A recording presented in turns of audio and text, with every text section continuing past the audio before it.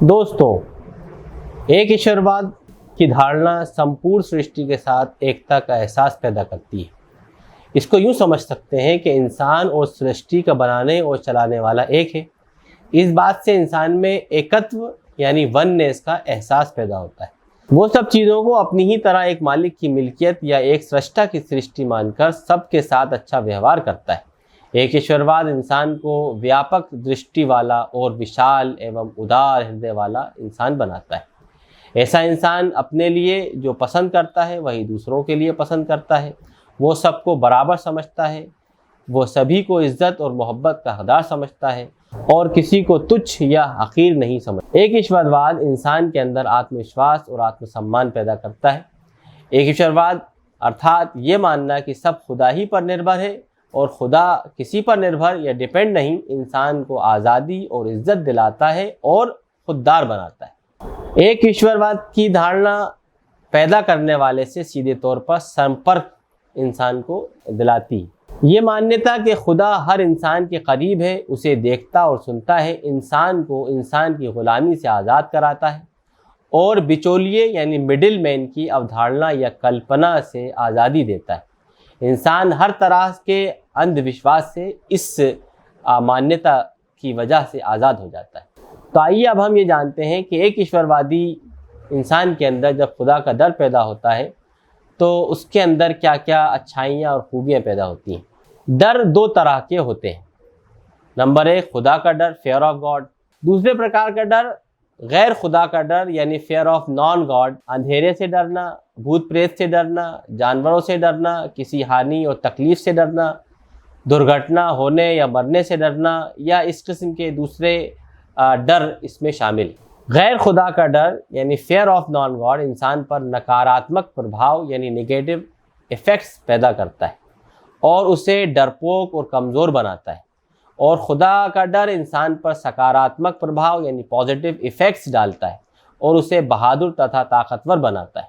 जब इंसान ये मानता है कि सफलता और असफलता, दुख और सुख, अमीरी और गरीबी, ज़िंदगी और मौत, सम्मान और अपमान, हानि और लाभ, स्वास्थ्य और रोग, बल और निर्बलता सबका देने या न देने या देकर वापस लेने वाला एक खुदा है, तो इंसान एक बहादुर सिपाही, ईमानदार व्यापारी, वफादार नौकर, कर्तव्यपरायण अध्यापक, भला डॉक्टर, मुंसिफ जज और कर्मठ इंजीनियर बनता है। एक ईश्वरवादी इंसान के अंदर विनम्रता और सज्जनता का भाव भी पैदा हो जाता है। एक बेहद ताकतवर और हमेशा रहने वाला परमानेंट खुदा को मानने का नतीजा ये होता है कि इंसान अपनी ताकत को उसकी ताकत के सामने कम और अस्थाई यानी टेम्परेरी समझने लगता है।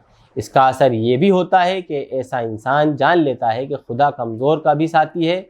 उसका नतीजा ये निकलता है कि हक़ के रास्ते में वो कमज़ोर को ताकतवर और ताकतवर को कमज़ोर समझने लगता है और इंसाफ और न्याय की दृष्टि से काम करता है। इस तरह समाज से अत्याचार का खात्मा होता है और इंसान में विनम्रता पैदा होती है।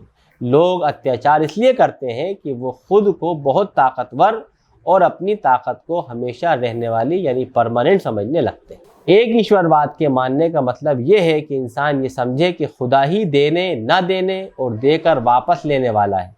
इस बात का प्रभाव इंसान पर यह पड़ता है कि वो अपनी दौलत, योग्यता, क्षमता और औलाद पर घमंड नहीं करता बल्कि शुक्र करता है। वो अल्लाह का शुक्रगुजार बंदा बनकर रहता है और सारे इंसानों का हितैषी बनने की हर संभव कोशिश करता है। खुदा इंसान को उसके घर में ही अपमानित कर सकता है, उसको अपने बिस्तर और शरीर में कैद कर सकता है, उसके अपनों को ही उसका दुश्मन बना सकता है, इंसान को खुद उसकी अपनी ताकत को ही उसके लिए मुसीबत बना सकता है। इस बात का मानना इंसान को घमंडी होने से रोक देता है। एक ईश्वरवाद को मानते हुए इंसान जब सजदा करता है और अपनी नाक ज़मीन पर रखता है तो व्यवहारिक रूप से खुदा की बड़ाई के सामने अपनी तुच्छता या कमतरी का इजहार करता है। दोस्तों, एक ईश्वरवादी इंसान की सारी उम्मीदें एक ही खुदा से वाबस्ता होती हैं। दुनिया की सारी तरक्कियों और आविष्कारों यानी डिस्कवरीज के पीछे एक चीज़ होती है और वो है उम्मीद यानी होप, कामयाबी की उम्मीद। प्रत्येक वैज्ञानिक उम्मीद के सहारे अपनी खोज एवं शोध की शुरुआत करता है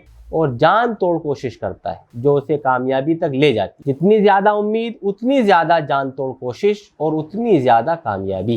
उम्मीद इंसान को काम करने के लिए प्रेरित करती है। किसान को फसल की उम्मीद, रोगी को सेहत या स्वास्थ्य की उम्मीद, व्यापारी को लाभ की उम्मीद, विद्यार्थी को सफलता की उम्मीद और सैनिक को जीत की उम्मीद ही जान तोड़ कोशिश पर उभारती है।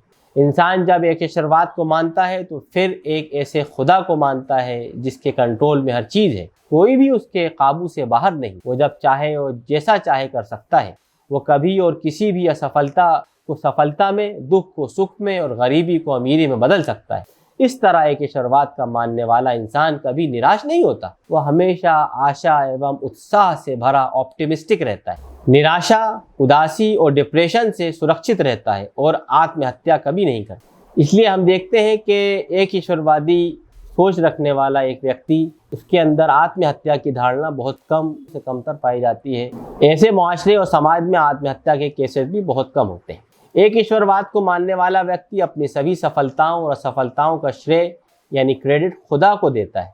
नतीजा ये होता है कि वो सफलता पर घमंड नहीं करता और असफलता पर निराश नहीं होता, बल्कि सफलता पर खुदा का शुक्र अदा करता है और सफलता पर धीरज रखता है।